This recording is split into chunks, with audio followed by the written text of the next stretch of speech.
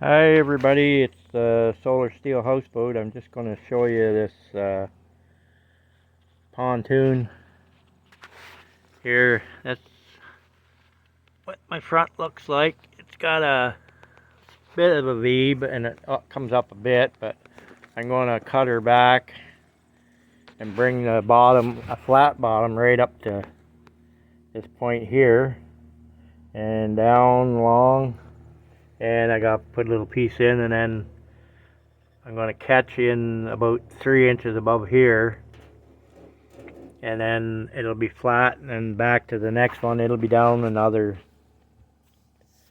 2 inches, so it'll be a total of 5 to take away this V, and then it'll be flat bottom. But I'm going to leave it wide, right out wide here, and it should be just above the water, so it shouldn't catch any weeds.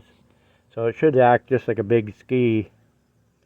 I found about cut this one out, this section out, and it had about 5 pounds of this dust or rust. I don't know what it is. It's like a sand almost in it. So, and then you get a little surprise with this angle put in there. They must have had a problem when they built the thing. And then I found a couple little pinholes along the front here. I'll have that cut out, and it'll be up. I'll have a piece, 3/8 piece in there anyways, up 5 inches. So yeah, and she's been dinged in a lot. You can see where the bottom's been dinged in a ton. She's rusting a little bit, so I'll have to treat her all. And it's going to be flat bottom right to the back, and eventually there will be another little pontoon under the front here, only 8 inches wide, but with the edges out, probably 3 inches on each side of that.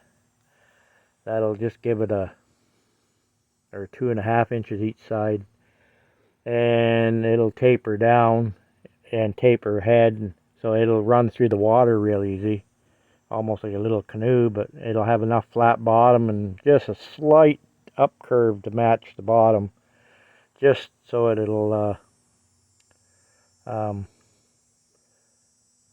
act like a step. Hopefully it'll be enough it'll step it up enough that it'll ride a little better too. It'll make it act like a V from the full width to this little step. And I've got started on it, so I'll have to change my wood up the front here. It was down here. It was down below these tabs, so this front piece, but I'll have to move it out quite a bit. I'll have to put a piece of angle or something out to. I was almost thinking of putting a small air tire out there, so if you're going into a lock, it'll just roll along the lock. Okay, it got started. Oh, more to come. Yeah, I got her cut out right from the front. I got plates to take the V bottom out of her on each one. I'll have to put a little back plate in, and I'm up to like 3 sections here. That's 12 feet of steel. I had to add 2 feet to that bottom plate, but it fastened into what I had done. So I got one little back panel to put in, and one bigger front panel to put in, and on each one of these, and and I'll have to get a 3/8, and it'll curve up from this one to this one 2.5 inches, and then I'm going to use an 1/8 because it'll just bend so much easier up to the front, and then a little teeny weeny panel in the back, and then a panel in the front here.